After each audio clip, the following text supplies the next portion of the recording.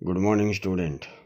Odia MIL परीक्षा पाई तुमको किसी आइडिया दे एनकरेज करने उद्देश्य रे ये वीडियोटी रिलीज करुछि। अच्छा एबे मन दे शुण।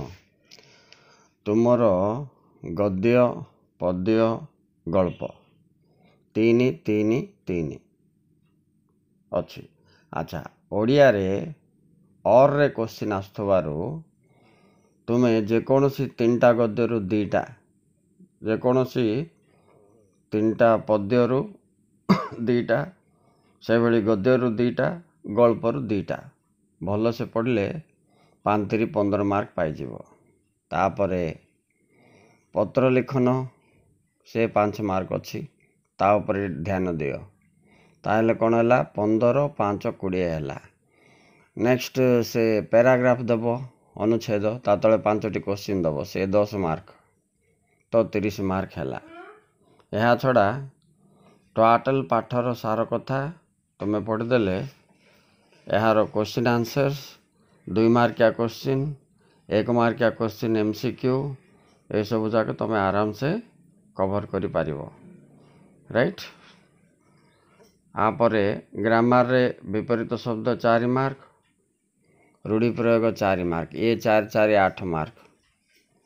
ओके एटा को भी ध्यान दब। अच्छा लेखिबा शैली केमती करिवो से कथा मु तुमको कहि दे थाउची। टिके सुनो। लेखिबारे उदाहरण तुमको बड़पण आछि। राइट अच्छा कवि किए राधानाथ राय तांकर अन्यान्य लेखनी गुड़िक कौन कौन सेकेंड पॉइंट लिखिबो। थर्ड पॉइंट रे तांकर लेखनी कौशली केते आकर्षणीय से विषय रे किछि शब्द खंजिबो।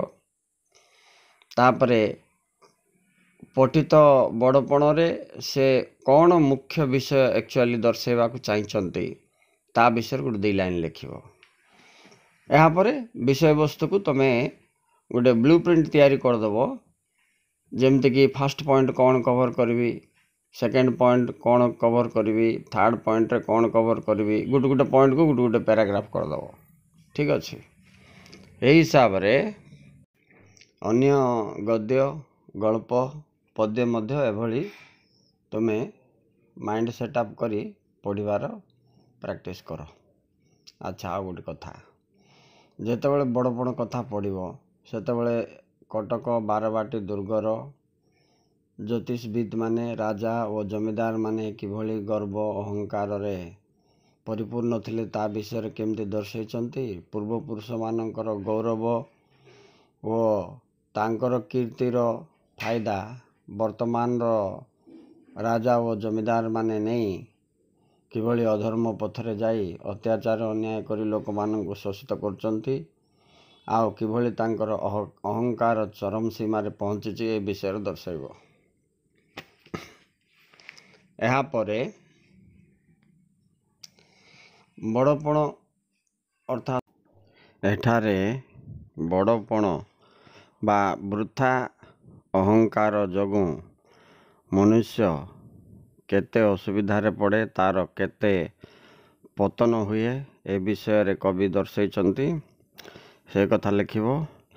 तापरे संसार सारहीन तेणु से कहिछंती संसार त्याग करी आत्मज्ञान व धर्म अनुसरण कले मनुष्य जीवनर मूल्य रहिबो ए कथा तमे दर्शाइबो।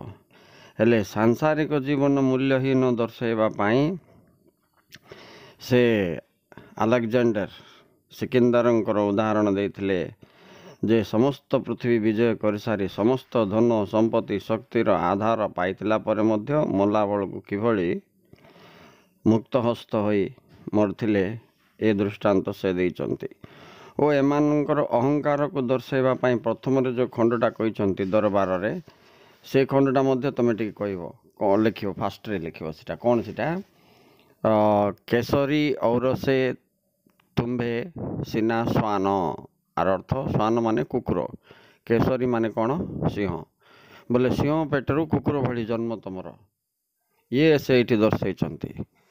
हेले एठी केसरी पूर्वपुरुष माननको कुहाଯାଉଛି स्वान वर्तमान जमीदार राइट और राजा माननको सेठार से समालोचना करी कहिछन्ति राइट एवं से अंतिम रे से धर्म ही तुमको रक्षा करिवो ए विषय रे धर्मपरायण हेबा पई कहिछन्ति। तांकर कोटेशन हिसाब देखिवो धर्म एका सिना महत पणिया आओ बड़पण अढ़ई दिनिया अर्थात तुम जेते अहंकार करिवो तुम्हें ताहा संसार रे थिबा अल्प दिनी सेटा अल्प दिनिया बोली से कहले किंतु धर्म जे कि मृत्यु परे मध्य तुमको साहाय्य करिवो। तेणु धर्म और आत्मज्ञान से लास्ट पॉइंट कहते ए दुईटा जिनस आमे प्राप्त करने पाई ए दुर्लभ मानव जन्म आमको मिली ए कथा सी चेताई देइछन्ति। तेणु लास्ट पॉइंट रे ए विषय लिखिबो हला। आपर नेक्स्ट पाठ जदि तुम पढ़िथिबो तुम 3टा रु 2टा पढ़देले सॉरी कहीं तुमको और रे आउची 3टा जाक पाई तुम व्यस्त हवा दरकार नहीं किंतु शॉर्ट क्वेश्चन कवरेज पाई बोलिकी सार कथा सब कवर कर देथ जो पाठ पढ़े भी सार कथा लिख दियो ओके। कवि परिचय टी लिखिकी राइटिंग स्टाइल टी लिखिकी लेखक गद्य हेले लेखक विषय टी लिखिदेव लिखा शैली केमती लिखिदेव विषय वस्तु कौन लिखिदेव कौठू आनी तो लिख इंट्रोडक्शन रे ये कवर कलापर तुम्हें विपरीत शब्द 4 मार्क आओ रूढ़ी प्रयोग पढ़ो। तापर पत्र लिखन रे कोविड-19 आइबार बहुत ये अच्छी देख कोविड-19 बोले स्वास्थ्य जनित शिक्षा जनित नले वर्तमान करेन्ट टॉपिक को लेकर मनुष्यर असुविधा विषय पत्र लेख बोल सियोर आसो ठीक अच्छे over. Thank you watching like and share to your friends.